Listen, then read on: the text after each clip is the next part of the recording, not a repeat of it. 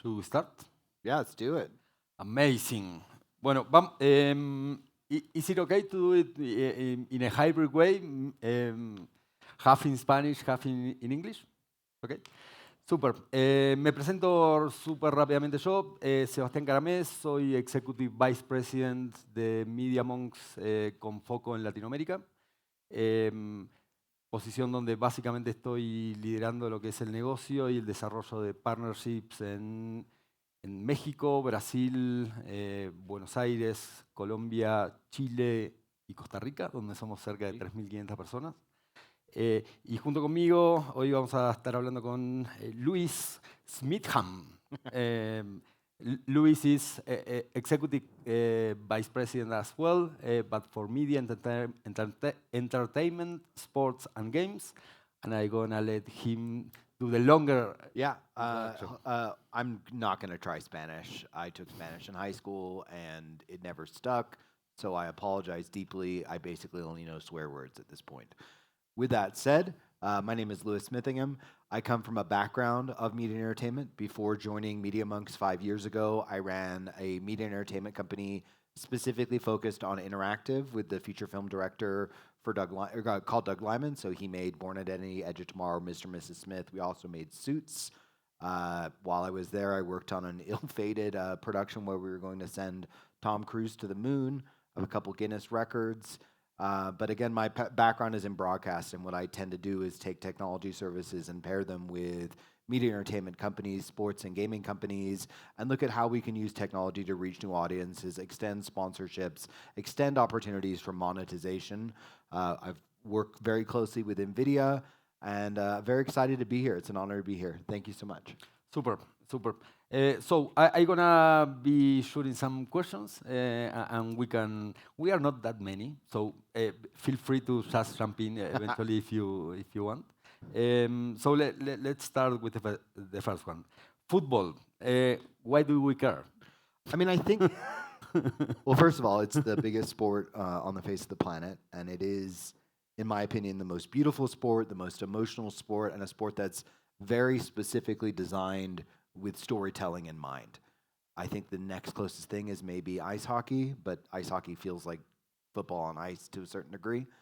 Where football is really exciting, particularly in this new era, is this opportunity, and there's a lot of pretension around sport, and I don't mean to disrespect this or the sport at all, but I think we have to realize that at this point in time, sport is becoming a lot more like music and is becoming a vehicle for culture in the same way music is a culture vehicle, and it's a part of people's identities. And there's an opportunity, if we leverage the opportunity of sports being a culture vehicle, to really extend storytelling opportunities and brand opportunities as well.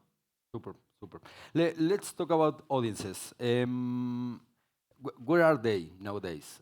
I think that is a hot topic, es un tema interesante, sobre todo pensando en cómo se posicionan tanto las ligas y los equipos de fútbol.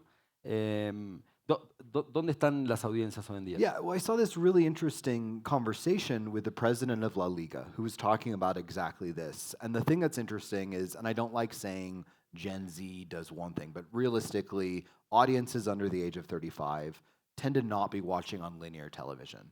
Yet we as sports broadcasters, leagues, and teams still broadcast, for the most part, in two types, home and away. And that's all we do. And maybe we add subtitles for another language, but we rarely think about the fact that the vast majority of our growing audiences and our younger audiences are audiences that are consuming in different ways. Gen Z is 15% more likely to view highlights. When I gave this talk at a university, 89% of Gen Z are looking at their phones when they're watching programs. The audience laughed at me. And we're like, that number seems really, really, really low. But what's interesting, older generations are willing to pay for subscriptions, but they're going to pay a single number, and that averaged out at about $35. Gen Z don't want to pay a single number in $35 a month subscription, but they're willing to pay upwards, on average, upwards of $50 a month in smaller transactions. Transactions sub $7 was what the research found. And so what's interesting then is if we start approaching younger audiences in nuanced ways, ways that appeal to the way they consume media, ways that appeal to the way their identities function, there's huge opportunities for sponsorship and monetization. And also, obviously, it's a growing age group, it's a growing demographic. And so if we start to engage that through culture, you have this massive, massive opportunity for new storytelling, new sponsorship, new ways to engage with brands, and then also like actually making more money. Yeah.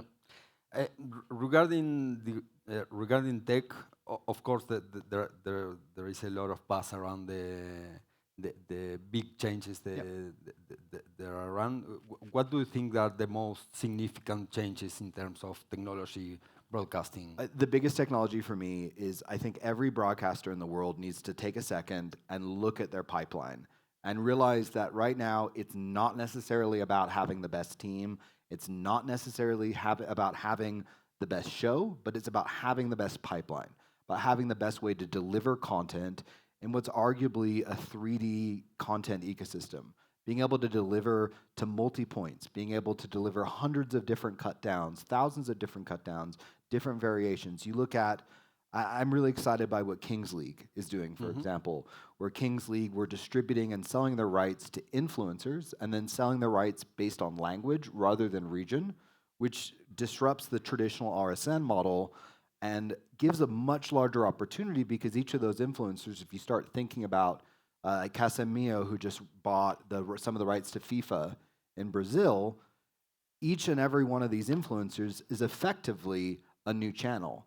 And I sort of see some of these influencer channels almost like the NBCs, the TV Aztecas of tomorrow. And so embracing those as broadcasters and getting into that space is a really exciting opportunity. But that requires taking a look at your pipeline. And a lot of the broadcasters we work with, we work with MSG as an example. And I remember going in the first time to look at their infrastructure, and it's this like really insane mess of just cables that run everywhere. And I said, well, what does that cable do? And they're like, well, the guy that ran that is no longer alive, so we actually don't know what it does. And if we unplug it, it might break the whole thing. So we can't. And that's not how you run an infrastructure. And so we work with broadcasters to bring their systems into software-based spaces, whether that's in the cloud or on-prem. And what gets really exciting about once you're in that sort of space is you have the opportunity to scale at an infinite level. Yep. Your audience can grow, and you look at like Kings League, for example, who had 238 million viewers on TikTok alone last week. Yeah. And what about investment? Are we talking about serious numbers in terms of launching? Well, that's the thing that's interesting. So maintaining heavy-duty physical infrastructure that is aging and has upgrade cycles where you have to rebuild the whole thing and you have to maintain and literally park things, like park some of your vehicles, is really expensive. And when you shift to a subscription-based, software-based model, we've actually found cost reductions in the order of 68% in some cases with a broadcaster we're working with in the UK, for example, which is kind of insane. And then that gives you an opportunity. You've de-risked the opportunity to actually start using personalization to start scaling out your broadcasts, because now you're not having to add. An AI and using tools like that can be quite expensive. But if you're building a system that's already 68% cheaper, and then you're stacking in levels of monetization, levels of personalization, you're able to stack in subscription fees. I mean, it comes down, and I'll give a direct example. We're working on this. I can't name the broadcaster. I play fantasy sports. You play fantasy football? Yep. So I get really annoyed with fantasy football. In Argentina, I play Grande T. Okay, there you go. Yeah, okay. So what I hate about fantasy football is when I play it, at the end of the week, I get this like crummy PDF of like, this is what your team did. And what? That's not engaging. That's not storytelling. That's not exciting. And so we're using AI to create automated clip downs so that you will get an actual clip down that shows the highlights of your team playing and why your score is in such a way and why your team won or lost. And then charge a microtransaction for that, because I'll absolutely pay $2 extra a week to be able to flex on my friends that my team won and check out the highlights and here's the graphics that say my name and all that sort of stuff. So you have opportunities with personalization to start getting into broadcast and leaning in to these new spaces. And particularly when we talk about football being a growth sport, which it absolutely is. I think football, and particularly women's sports and women's football as well, and Latin American football are massive, massive growth opportunities. You're exporting culture and you're exporting storytelling. And you have to realize that, and I see this with like a lot of my American friends who are starting to watch Premier League, and they're like trying to understand football as an American. Despite my accent, I grew up in England, and so I was born into it, and so I understand it, but there's this problem. And so I get the point I'm making here is like when we start thinking of these broadcasts and we're exporting them, what does it mean to broadcast football to Americans? What does it mean to broadcast to different audiences? And we need to change those broadcasts and personalize them because, again, when you start looking at how the internet functions, we have so much data to improve it. Yeah, and that's why it is kind of important to start consolidating and curating and having a good data analysis on the audiences. Absolutely. In order to do a good profiling on the audiences, in order to try to do some sort of strategy against that. It's funny that we were talking last night. So Media.Monks makes several million pieces of advertising content a year. Mm-hmm. And we think about the level of data we get into with personalization around clips for a cookie brand. Yet the highlights clips from a sports team, like there's no data involved with the personal. And the thing that's interesting, and this is the advantage we have in sport, is as a fan of Man United, that's part of my identity. If Man United like hit me up on their app and was like, hey man, we really need to know what you had for breakfast, and can you start tracking things about you in this space, and like tell me what medication you're on and all that sort of stuff, I'd give it up if that's what Man United needs to win.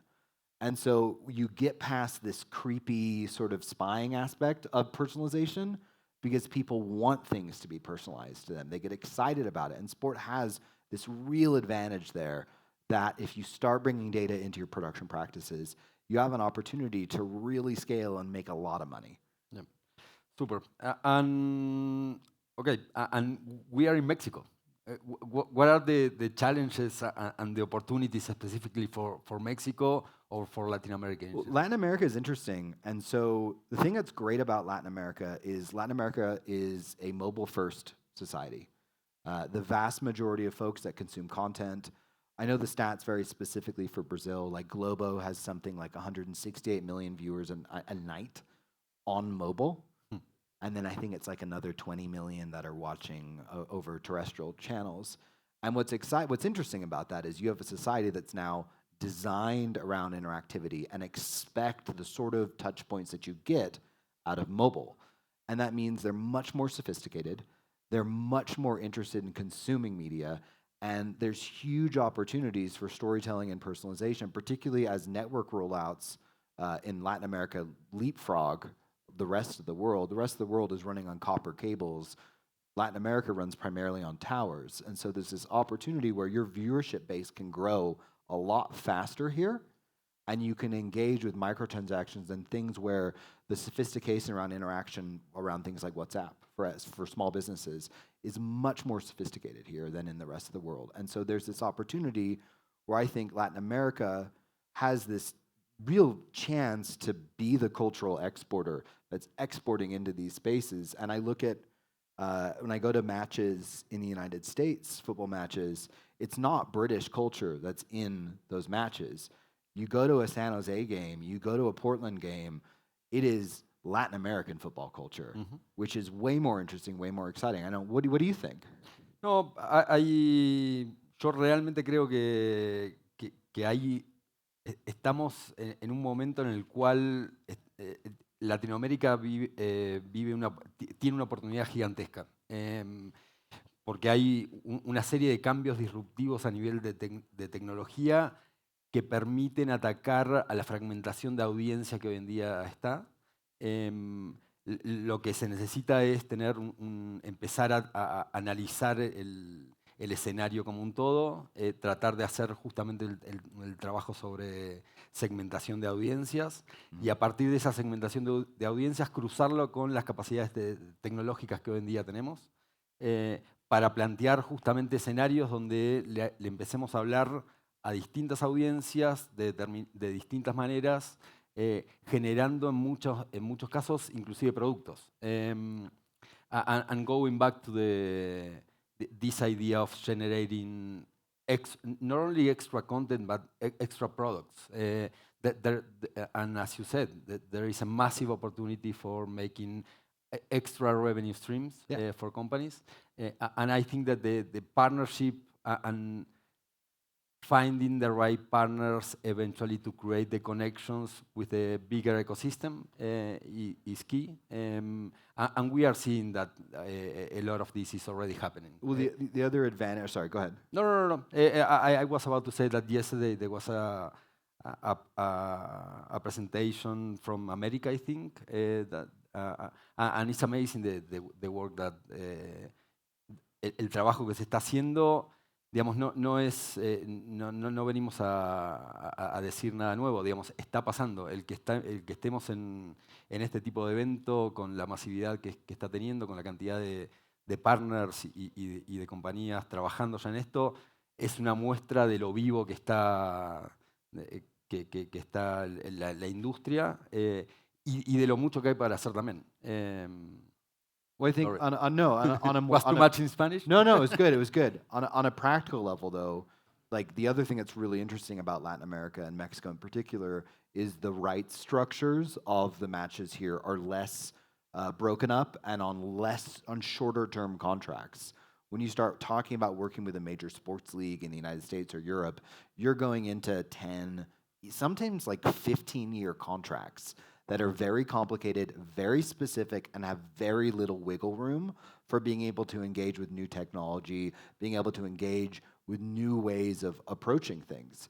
And I see a world very quickly, and you're already seeing this happening in Brazil, you're starting to see this with Kings League, where rights stop being broken up by exactly where a person lives, but they start being more about who a person believes they are and what their identity is, in the sense that you might have somebody who's into high fashion. So what's the high fashion broadcast of a match like? Or directly, part of where we started working on this tooling around AI was, so I am respectfully not an NBA fan. Basketball in this age is all about three-pointers, and it lacks the drama that football and hockey have, but I love sneakers. Absolutely love sneakers. And so I watched the NBA pretty much exclusively to look at the shoes. And I'm still watching the NBA. I'm still seeing the sponsorships. And so why not create a customized broadcast that's specifically for sneakerheads that watch the NBA and have Nike or Adidas sponsor it?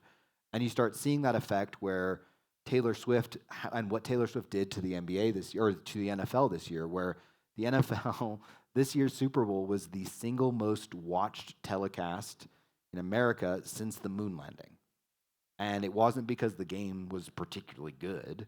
It was because of her.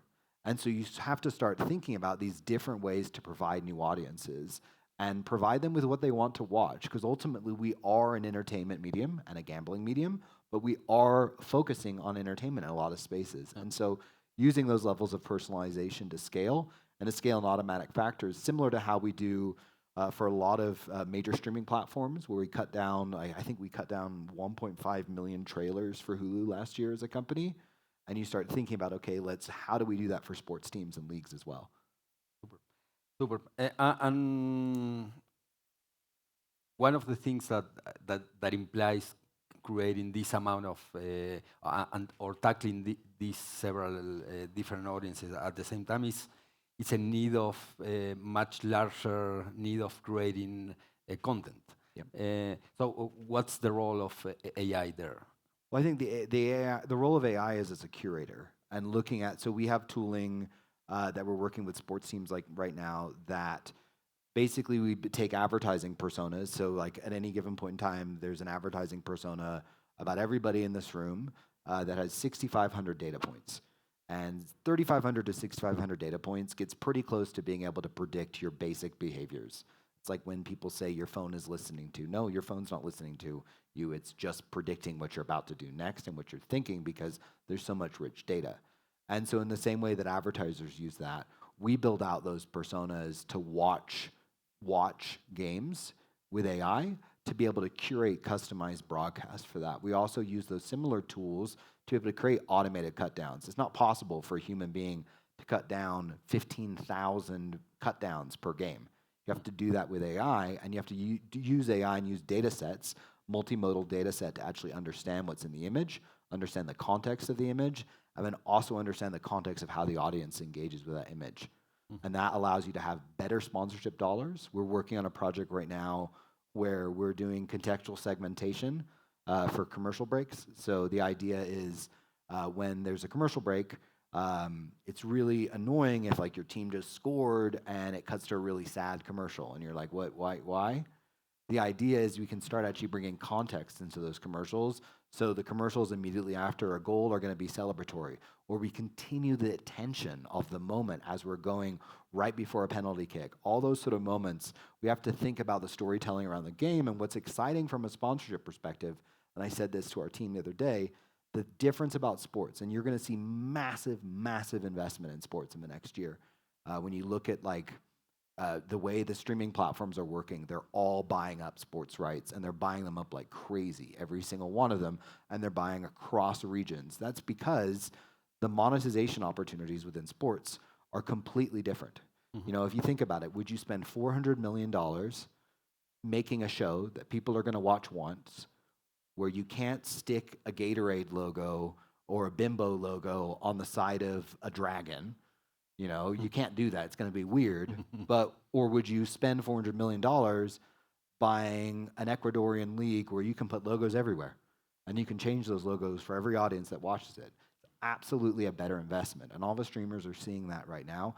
The amount of money and investment that's gone in this year is in the tens of billions of dollars already. Yeah, and I think that one of the important things to consider is that the content is going to be there no matter what. Yep. It's either the leagues and the clubs are going to be owning that, or they are going to see how others are going to be owning that.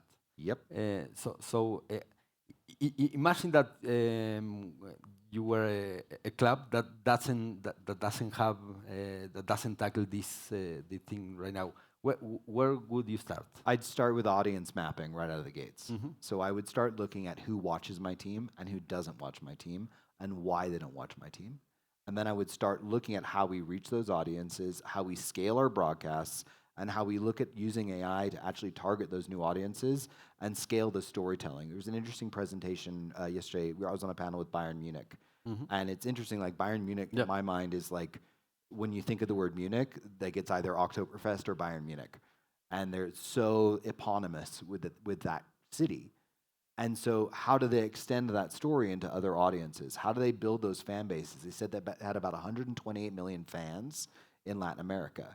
So how do they engage more with those fans? How do they personalize for that? So I would look at how shifting our infrastructure into a more flexible, versatile way that we can start building out personalized broadcasts to tens of thousands of different versions. I see a world not far off where we're doing on average 100 to 300 different broadcasts of the same game every game, and an average of something like 15 to 20,000 different highlight cut downs per game as well. And I guess that there must be several different strategies all running at the same time, from creating their own broadcast studios to empower even studios or the quality of the content production from influencers that are related with the... Yeah, that's a really interesting beat. So we've seen really interesting stuff going on with smaller leagues where they're just sending a clean program feed to influencers and letting influencers just be the commentators. Yeah. And, you know, it's the sort of thing where you have an embedded native audience in those groups. So if, you know, I wonder what it would be like for Mr. Beast to be a broadcaster of any sport. I wonder what it's like when Casemiro broadcasts the FIFA. That opportunity is really exciting. And I tend to see it's interesting, like the smaller leagues and women's leagues tend to be the ones that are out there fighting, building these new systems, approaching new technology, in the most meaningful ways and engaging with brands in a storytelling manner rather than just slapping a logo somewhere. Super, super. So, quizás hablamos demasiado. No sé si tiene alguna pregunta, levantan una mano, nos avisan y hacemos. Sí. Ahí, espera que ahí está el micrófono. English or Spanish? Como prefieras. Okay. Si quieres en inglés, Whatever's best for you. Okay. How to convince the audience? Because I'm a streamer, so my how to say yes, my target is the people who enjoy the sports.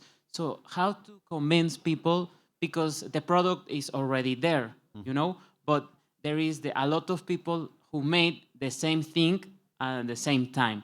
So it's my question, because I know you have the media and the knowledge, so I want to know how. Yeah. Yeah, I mean, that's a great question. I'm going to give you an answer that sounds crappy, but like, hear me out.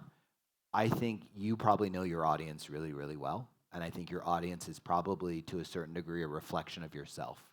And so the question you have to start asking yourself is, how would I broadcast this sport for me? What are the things that I want to see? And that can get into little nuances and little tiny differences, even into the graphics.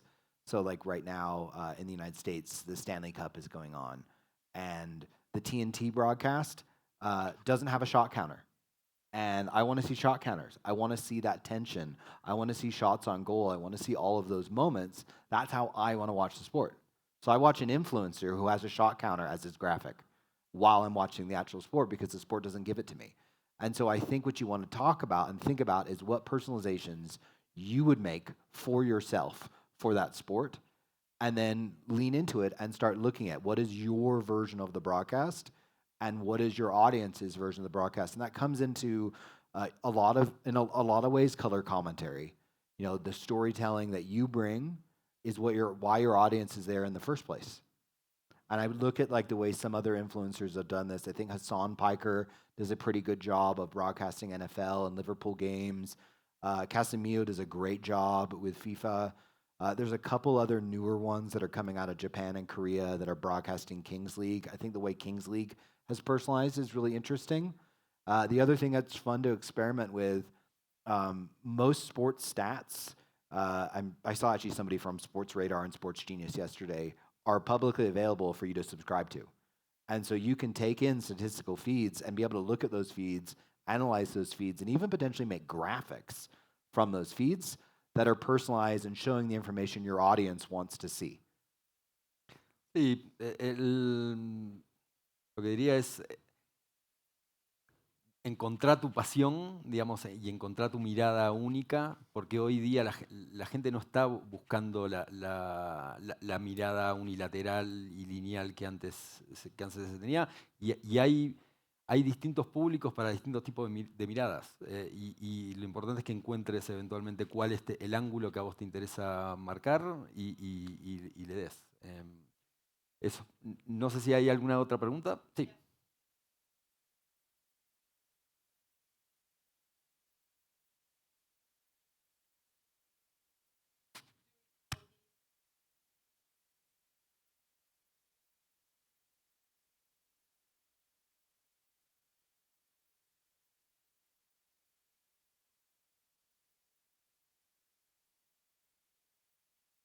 So it's going to depend based upon where your audience is, right? And some sports are going to have huge followers on TikTok. Others are going to have followers on Instagram. It really depends. I actually think more and more those alternate platforms are going to be the primary platform at which people in which people engage. And so it also might be a way you might be able to use those tools as a way to drive organic attention. You can also use those tools directly, frankly, to engage with new sponsorships and new audiences. You know, you can break down all those platforms because they're so data rich. You can engage with really, really nuanced different groups. And you can get small, like female viewers who like soccer but also like sneakers. Could be a demo that you could start creating cut downs for. you could start. I look a lot at like what New Women's Hockey League is doing in the United States right now and Canada, where they're a brand new league. They sold out their entire season, and they targeted a lot of other women's sports, but they also started looking at comparing their sports with fashion to other different sports. They built lifestyle brands around their sport. They did this amazing marketing move where the jerseys that the women wore, they have helmets on and their ponytail hangs and it covers up their name at the top. And they said, well, that's no good. We can't cover up a person's name. And so they moved the name on the jersey to the bottom of the jersey and then put like a brand logo at the top instead. And it was this amazing opportunity to sell new jersey space, but motivate it through a story. And they told that story exclusively through Instagram and TikTok. And so I would just say it's where your audience is. And we are getting this It's red. big red thing. We'll take one last Time's one. up. Ok, no sé si hay alguna pregunta más y si no, creo que hasta acá llegamos. Gracias.